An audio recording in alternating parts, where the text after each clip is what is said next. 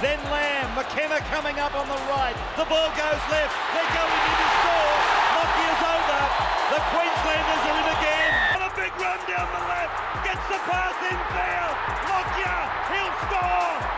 Langer, inside for Lockyer, Lockyer's over! Today, we're joined by one of the most respected and decorated figures in the history of Australian sport.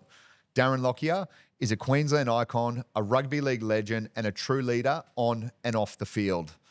Daz has an incredible 17-year career with the Brisbane Broncos. He's played more than 350 NRL games, winning 4 premierships.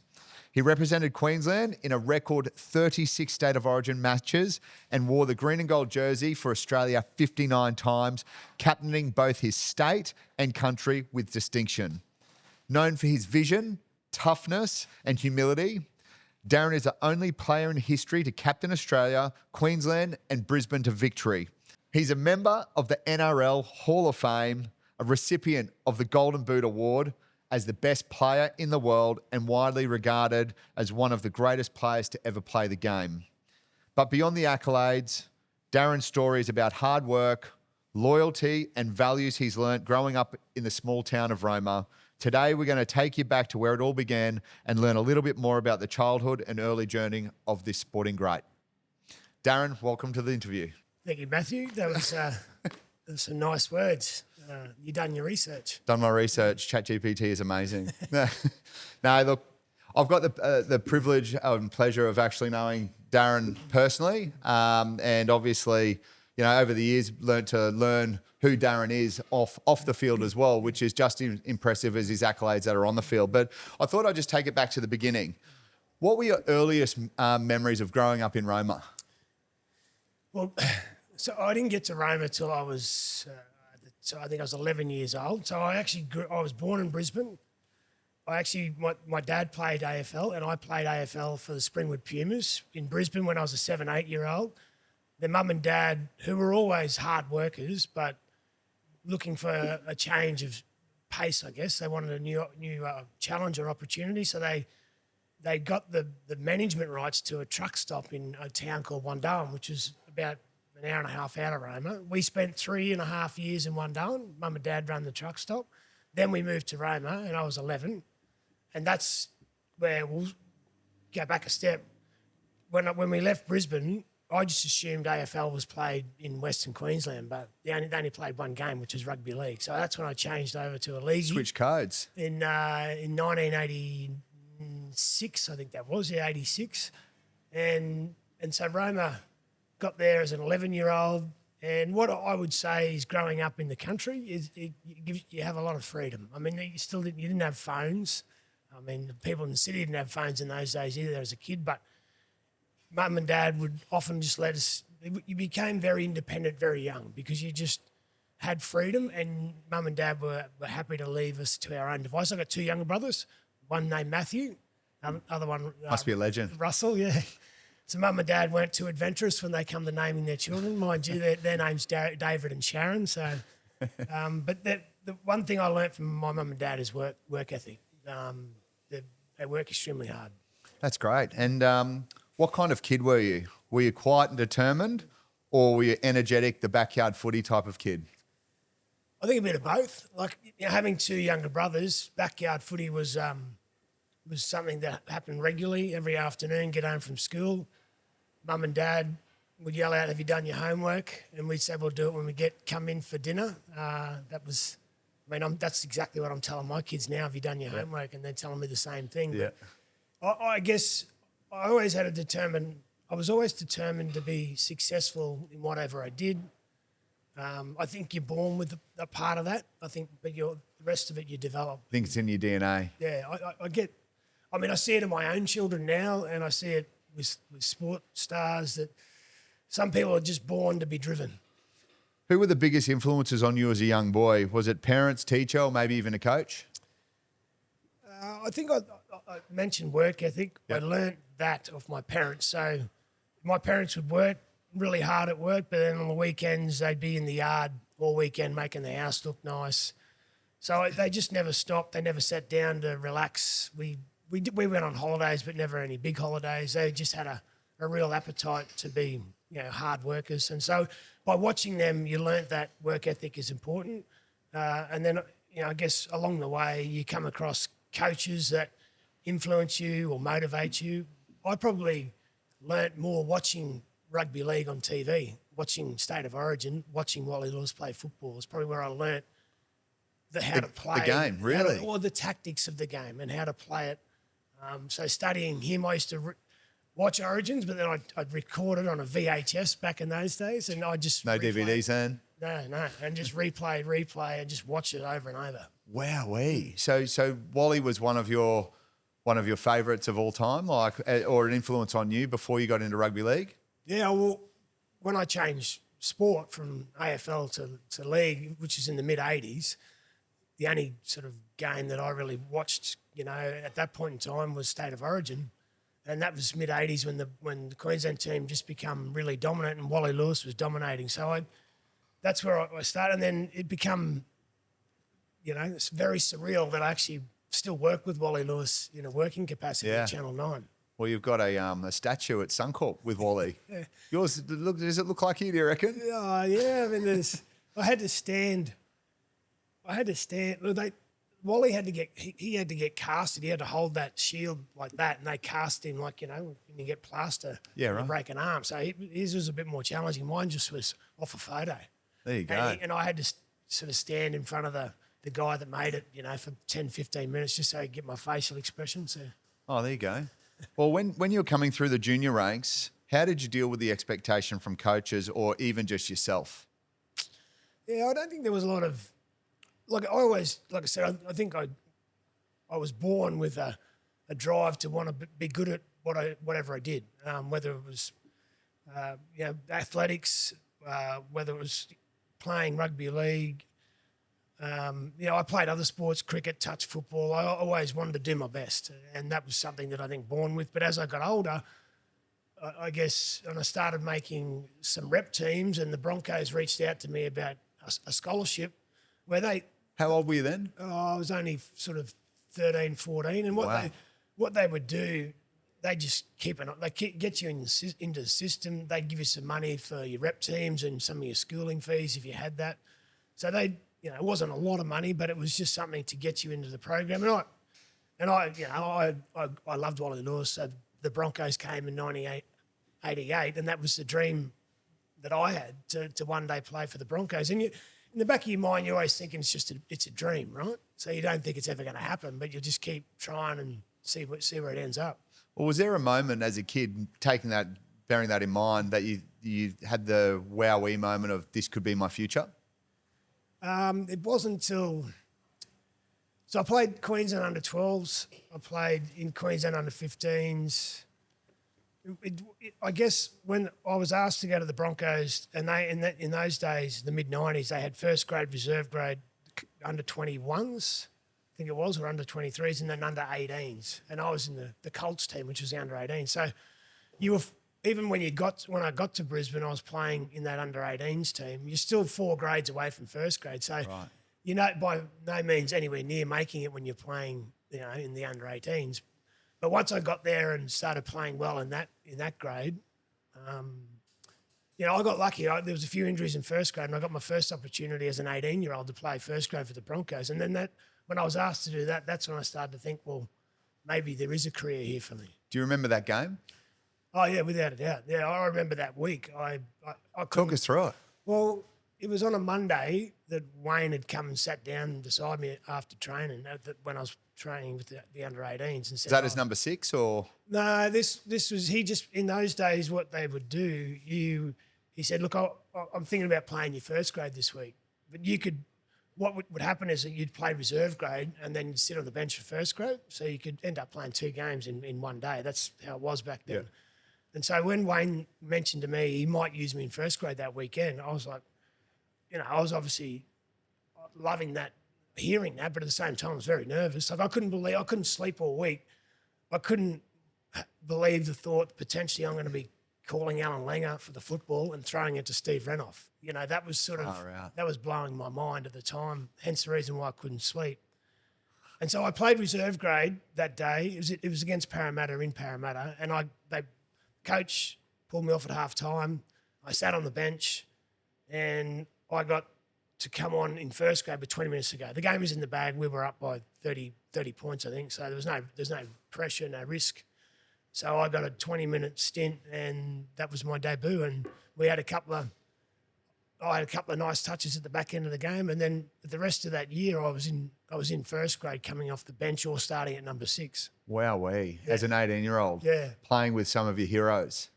Well, 12 months before that, I was in Roma playing for Cities, which was my local club, and in 12 months it just happened like that. And in your first year, when you were playing first grade, were you in form? Yeah, look, I think I look back and the team had gone sort of back to back. 92, 93, 94 was a bit of a fizzer, and 95 ended up being a fizzer as well. Yeah. So, but I was obviously holding my spot, so I was doing okay, doing a good job. And the following year, 96, I pretty much sat on the bench all year. And 97, I got my first opportunity to start at fullback. Wowee. So talking about Wayne Bennett a little bit as well, the question was, who were your heroes growing up on and off the field? Was Wayne a pivotal impact on your career?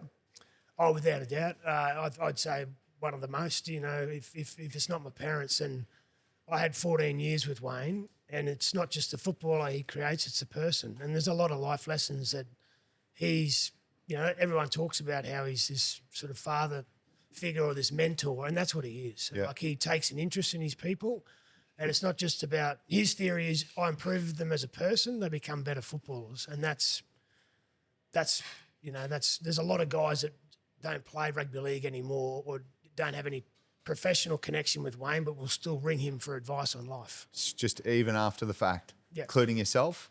Look, I'm a pretty independent person. Like, Yeah. I tend to try and work things out myself. Yep. I'm a thinker, so I'll sit there and try and work it out, what the solution is myself, and implement that myself. But, I think a lot of the things that I'll relate back to on how to try and work that solution out it's the advice that I got from Wayne when I was playing underneath him, Were there any junior coaches or mentors that changed the course of your development?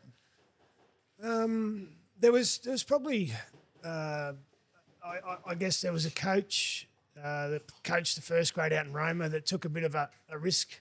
Well, I wouldn't say it took like, I played my first game of first grade against 35-year-old, 40-year-old men in Roma when I was 15. Oh. And so that was, I look back now and I look at 15-year-olds playing against 40-year-old men. Well, you look at your own kids, doing that. Yeah, well, my eldest boy's 15 now. Yeah. And what it did, it gave me a bit of, it toughened me up, that's for sure. Yeah. It put me into an environment where I knew I had to try and man up as much as I could. So it was good for my development.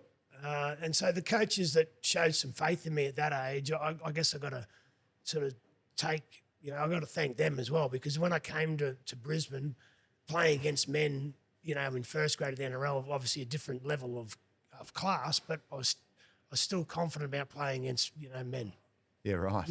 So if you could look back and speak to the 10-year-old Darren growing up, what advice would you give them looking back?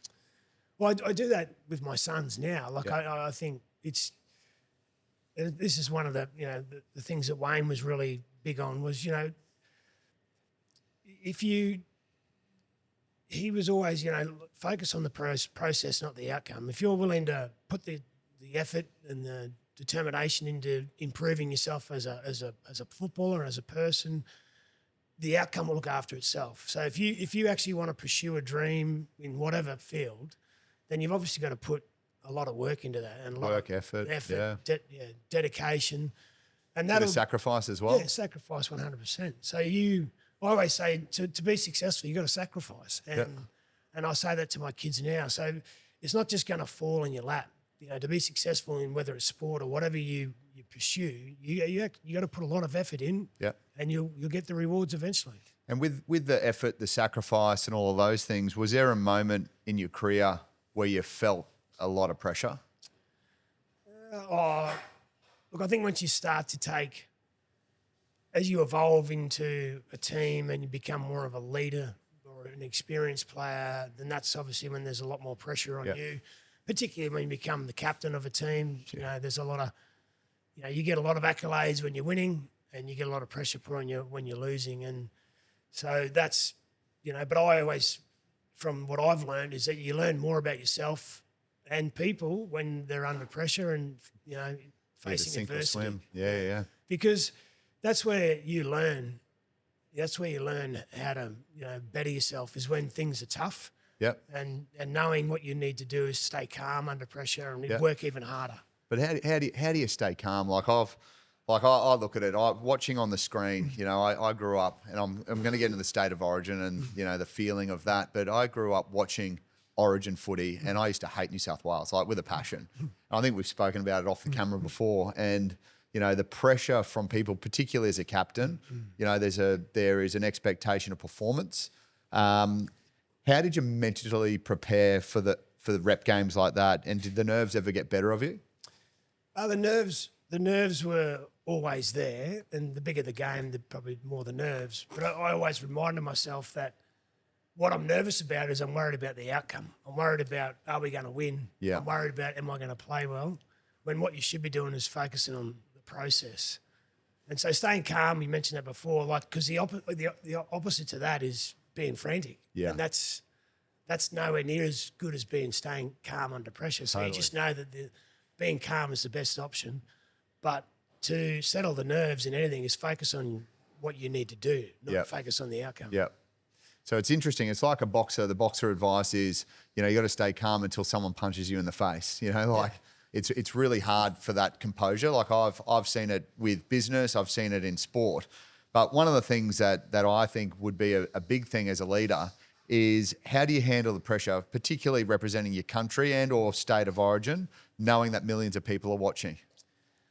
Again, I think it's just, you got to narrow your focus down to what you can control and what you do. So for me, you know, I'm obviously representing a lot of passionate people when you're playing for Broncos, Queensland and Australia, and I want to do them proud. And sometimes, and this is another thing that Wayne taught us, you know, if you go out there and do your best, that's all you can ask, because some days your best will be good enough to win, some days it won't. Yeah. But people will respect you if they know that you're going out there and giving your best every time. Yep.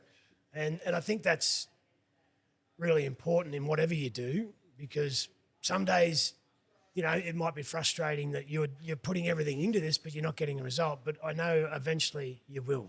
Yeah. So can you just describe this? Because I know what it's like. I did the coin toss at the Brisbane Lions in front of 36,000 people, and that's as a coin tosser, not as a player. But state of origin, running out in front of how many people at Suncorp? 60,000? No, it's nearly 52. 52,000 for a decider. How does that feel, and how do you stay composed in that moment? Well, I think it's the greatest experience as a rugby league player if you're a Queenslander running out at Suncorp. Like, you don't get a louder roar than that. Yeah. And the national anthem, when everyone's singing it, that's a special moment. That goosebumps moment for you? I still get goosebumps because I work with Channel 9, so I'm standing on the sideline singing it with the players, and I still get goosebumps doing that now. Yeah. So, and I used to get nervous in the dressing rooms, and I just go, well, what do I need to do in the first 5 minutes? You know, just go back to, okay, when we kick off, I've got to go down, get my line speed going. I've got to be talking to the guys inside. I just start to look at the processes I need to focus on, and all of a sudden the nerves go away because I'm focused on something tangible that I need to do. Okay. And as a captain, did the pressure change from being a player to the captain? Look, I always was competitive. So whether I was a captain or not, what was important to me, I'd be, you know, whether the scoreboard were in front by 20 or behind by 20, I'd just try on every play till the end of the game. And, you know, as a captain, there is obviously more responsibility. But I think what it makes you do is if the team needs something, or whether it's through words or actions, well, it probably urges you a little bit more to try and lead by your actions and get your hands on the ball. That was always something that, you know, there's a sort of a saying, sometimes you can hand the leadership to your most influential player, because if they actually care about leadership in the team, then they'll often be their best players because there's just a little bit more riding on it for them. So let's just talk about, you're behind on the scoreboard, you're looking down the barrel of some media criticism. What's your mindset when things aren't going well in a game? Well, the mindset probably doesn't change in the game. Yeah. But if it, I think if you're in a point where you've lost a big game and there's going to be some criticism, you just got to know that that's coming. It comes with the territory. But the question you got to ask yourself, what are you going to do about it? Yeah. So it's easy to say to yourself, I'll just play better next game. Yeah. Well, you've actually got to put some effort into your preparation and your actions to play well in the next game. You can't. It's one thing just to say you're going to be better. You've actually to be better. You've actually got to put some work into that, and that's one of the things I learned. That the more you put into your preparation, the more you sacrifice into your preparation, the better you perform. It's definitely there's a direct correlation between sport, business, everything in every aspect in life. Yeah. So it's all about your mindset. It is. Well, I think it's like the saying that the golfer says that, the more I practice my putting, the luckier I get. It's just I feel like there's a bit of karma out there. The harder you work and the more you put into something, then the more you're going to get out of it. The luckier you get too. Yeah. 100%. Do you have any rituals, routines, mental tricks that you use to stay calm? Yeah, I'd probably not so much stay calm. I was a little bit superstitious, so I'd always put the left sock on first. I'd always tape the left boot up first. This one's not. I'm not so. People used to give me, like, when we used to tour, used to give me like foreign coins for some reason. Then people had heard that they'd give them to me, and I thought it'd be bad luck if I didn't keep them. So I just started filling my mouth guard thing up with all these foreign coins. And so it was superstitious to me. If I felt like if I threw one of them away, I'd get bad luck. Is this fans or people? Fans, people, yeah. Everyone. So you just collect coins. You still got them now? They're sitting in my mouthguard jar in a storage room. Oh, wow. And so, and the other bit like the Steve Ward baggy green. Yeah. I had a lucky pair of jocks. They did get washed after every game, but I had a lucky pair of jocks that sort of did you? Just kept going. You still got those? No. I think they're used to clean the car these days. Do you think pressure is something you're born with to handle, or is something you learn to deal with? I think it's both. A bit like what I said before. Some people are just driven in life. I think you're born with that, but you can develop it and make it, a stronger force in who you are by working on it. And so, it's that. I think it's both. What advice would you give young athletes today about performing under pressure, especially when it feels overwhelming? Focus on the process and not the outcome. Right? There's no doubt whatever we do in life, we want to win. Yep. But you got to work out what you have to do to win and focus on that and not worry about the results. If you back to, you give your best, you'll get what you deserve. Yep. Great. All right. Life after footy. Yep. So transitioning from being the best in NRL, what was the hardest part about retiring from the game? I think losing that.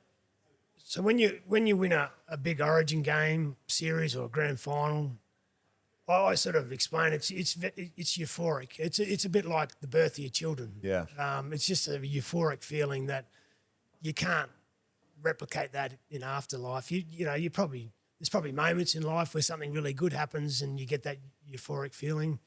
That's probably that's the I guess the highs of winning those big moments that you can't highs and lows. You lose that, but you also, the positive is you don't get those massive lows. When you lose a big game. Yeah.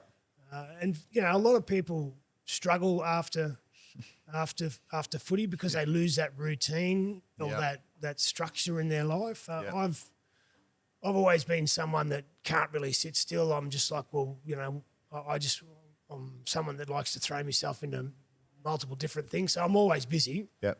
I think that's just my personality. So I've enjoyed my life after footy, but it's not something that everyone's been able to do easy. Was there a moment post-retirement where you thought, oh God, it's all done? I reckon the hardest moments when I retired was, when I was working with Nine, standing on the sideline 12 months after, 6 months after I retired. You probably physically feel like you could still go and play footy. Yeah. And so you're standing there singing the anthem with them and you're going, I'm missing this. Yeah. But then you see the first hit up and you go, I'm glad done. I'm retired. So, yeah, there's, but from after the moment you knew that physically you weren't capable anymore, you let go very easily. And you've stayed involved with the game through commentary and other roles. Was that always a part of your plan? Yeah, I've got sort of different silos in my life. Footy's obviously one of them. And, I've got various roles in the game still. It's something that was always going to be a part of my life moving forward. So I always knew that I'd still do something in the game. I haven't gone down the coaching route because that's a 100% sort of commitment. Did you think about it? I thought about it, but I felt like I had these diverse things that I was doing post-football that I enjoyed having the variety. And so if I was going to go or pursue any coaching role, then I'd have to give up all of that diversity and just go all in on something. Yeah. Knowing my personality, that if I wanted to be successful at a coaching role, then I would need to sacrifice everything else and go all in. Yeah.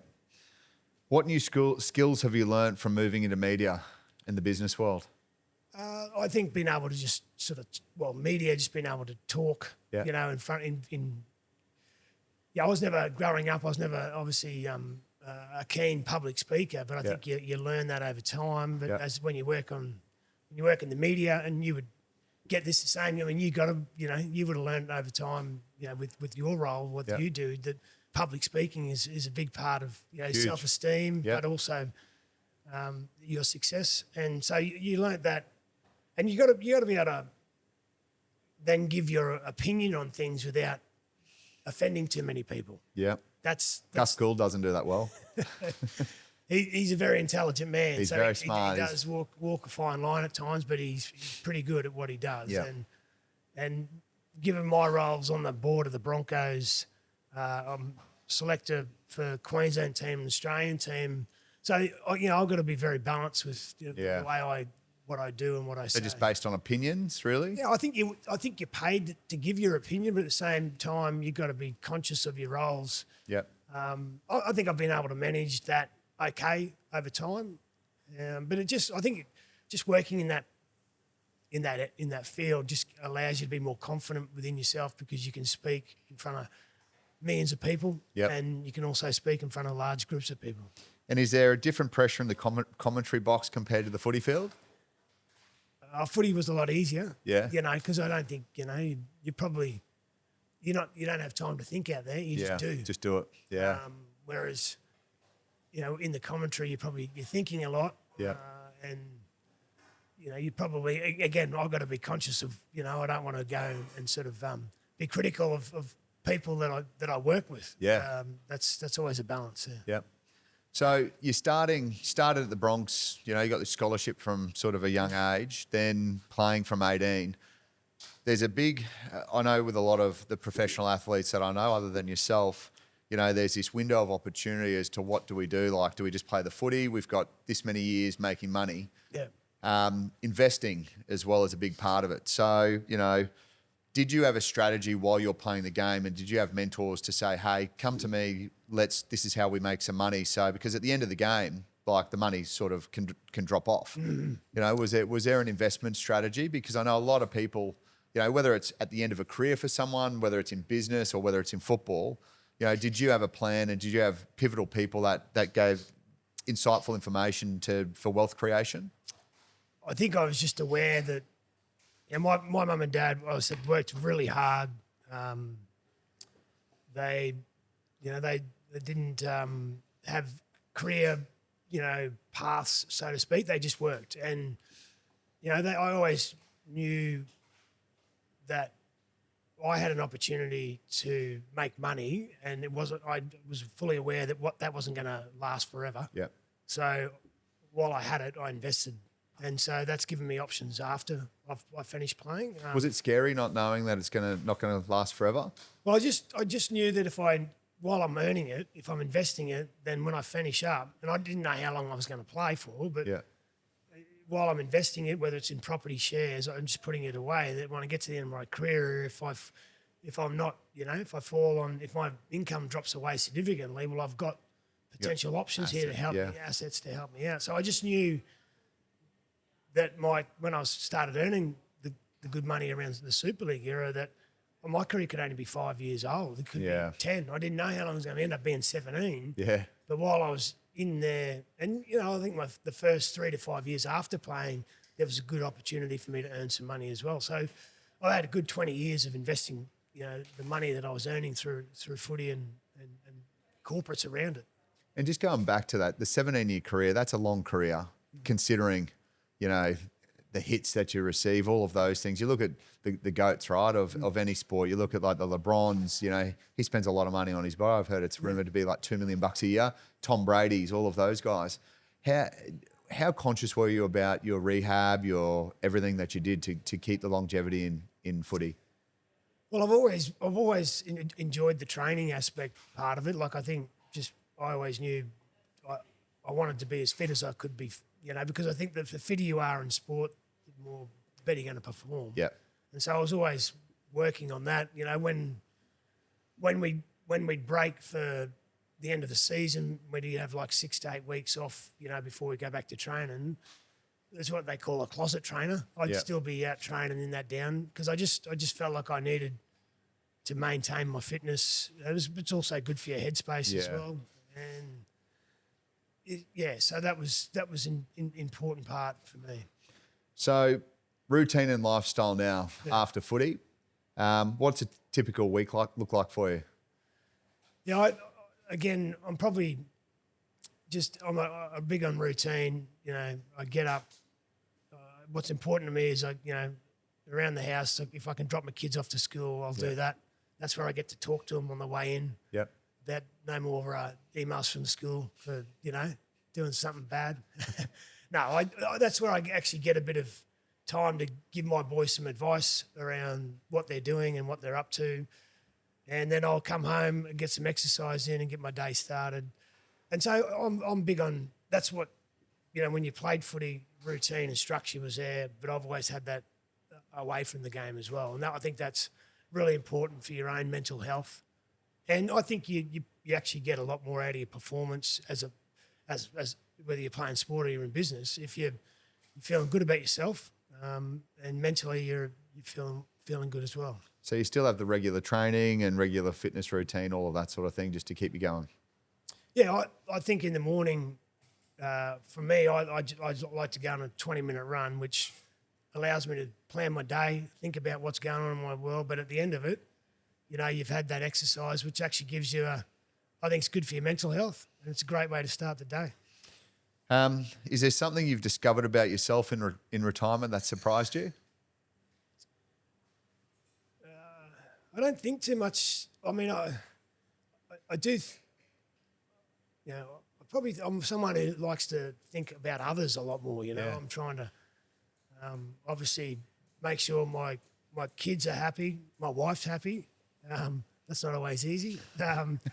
But, I think that was always when I played Origin and we'd won a big game. I remember back when I was a kid watching on a Wednesday night in Queensland would win, like you couldn't get the smile off my face for the rest of the week at school. Yeah. And so one of the first things I ever thought about when we won an Origin game was all those kids are going to go to school tomorrow with a smile on their face. So while I'm obviously want to, stay fit, stay healthy and keep doing what I need to do to provide for my family, I'm constantly thinking about others in my life and how I can, better their lives. Yeah. Do you feel just as driven and fulfilled now as you did playing footy?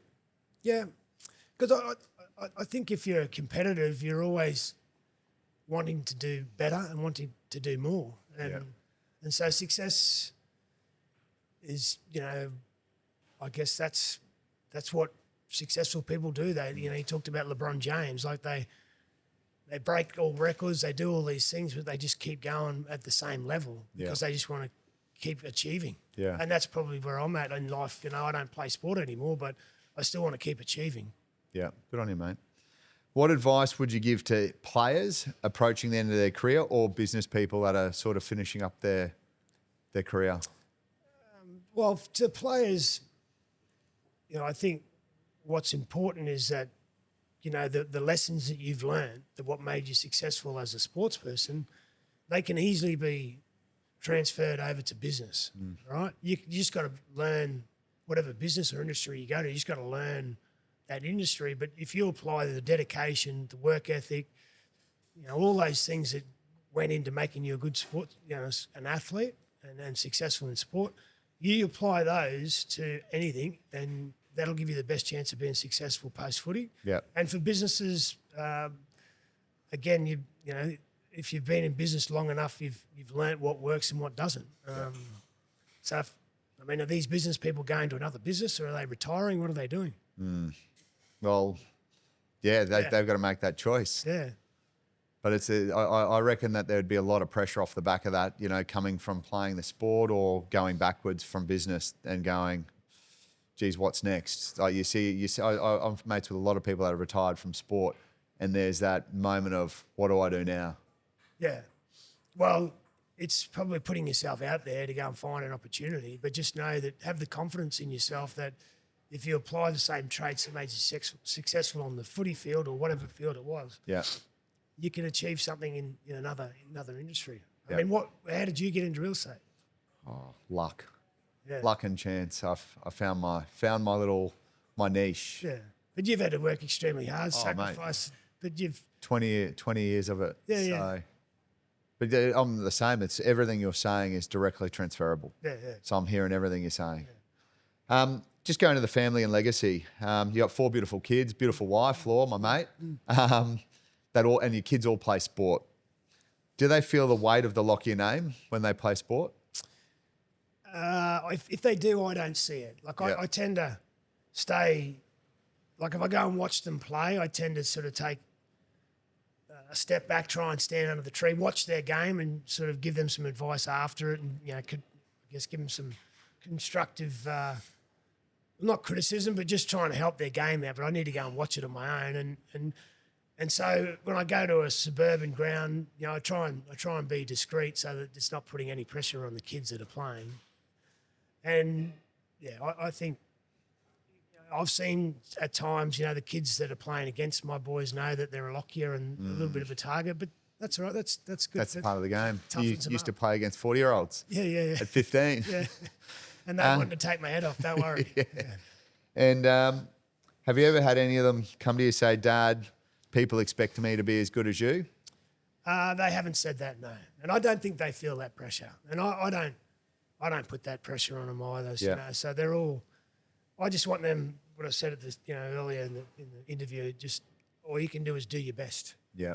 And you'll know in yourself if you've done your best, then and you'll be confident that you've done all you can. Yeah. And if that's good enough, then great. Sometimes if it's not, well, then you can't do any more than your best. And do you think it's harder or easier for kids of high-profile athletes to find their own paths?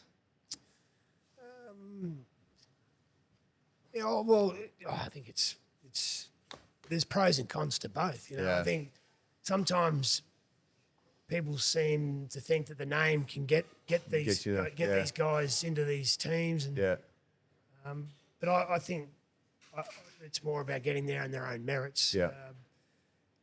Look, at the end of the day, I've got some experience in playing rugby league.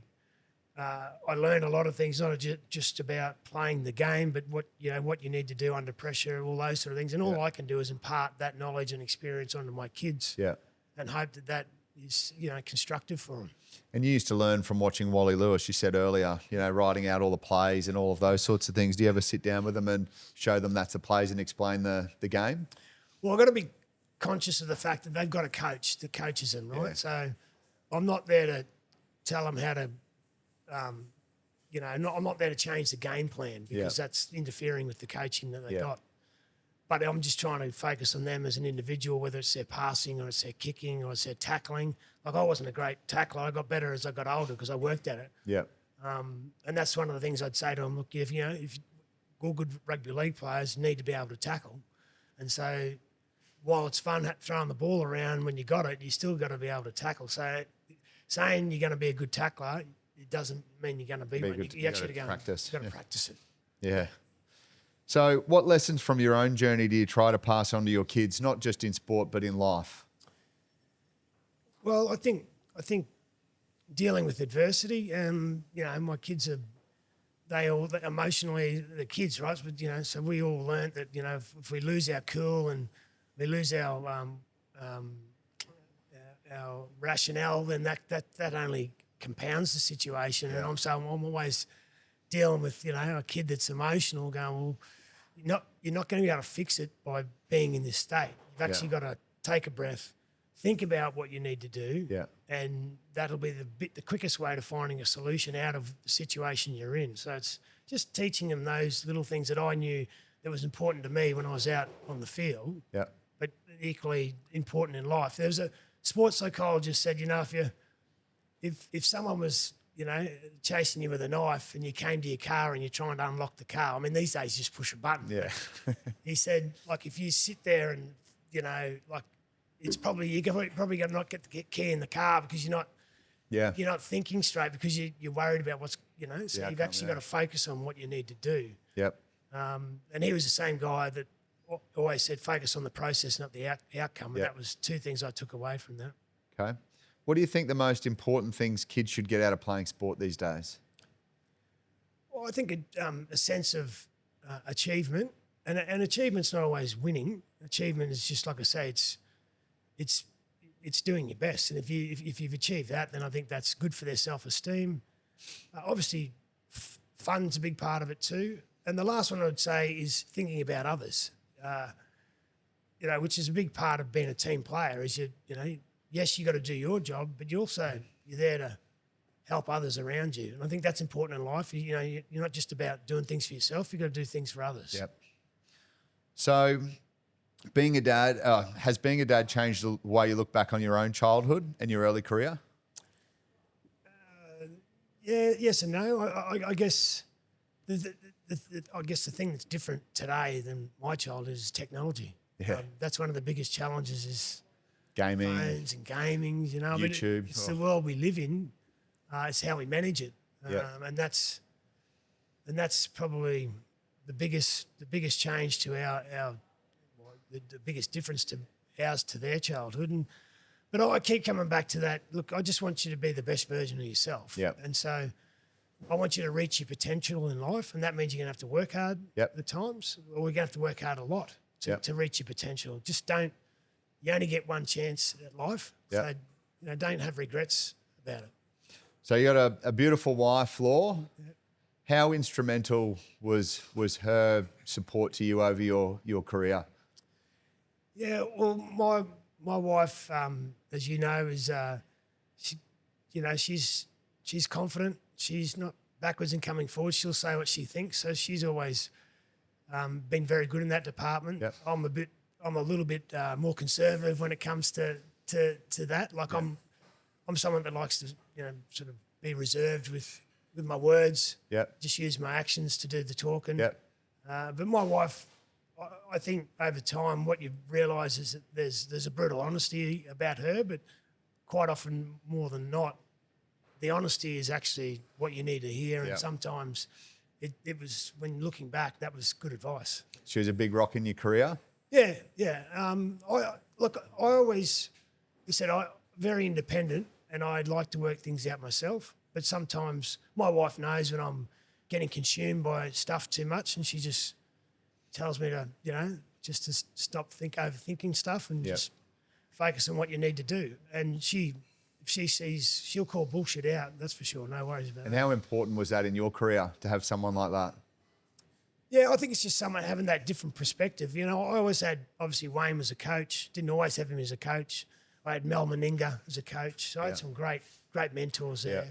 And then you just get, whether it's advice from your dad or your mum or your wife, you get these different perspectives, but they all have a good message to give to you, and it's all coming from the right place, and you just take bits and pieces of it all.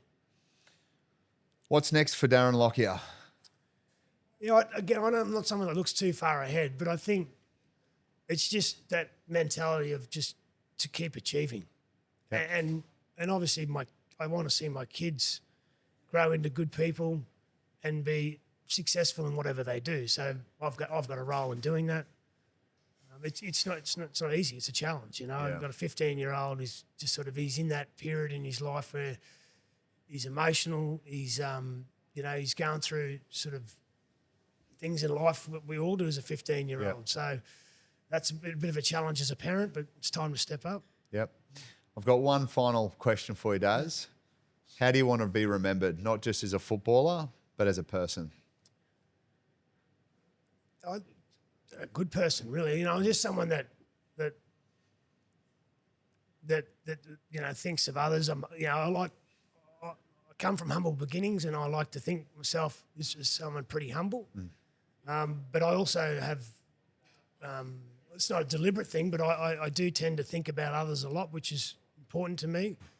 Which means I'm a team player. I was a team player when I played the game, and team player since I retired. So that's probably how I'd like to be remembered. Well, mate, you've got one of the most impressive resumes of any person that I know. You're very well respected on and off the field, and it's been an absolute pleasure to be able to call you a mate, as well as being able to interview and get your insights today. So thanks so much, Daz. No Appreciate worries, it. mate. I enjoyed it. Thank you. Awesome. Cheers, mate. Thanks, mate.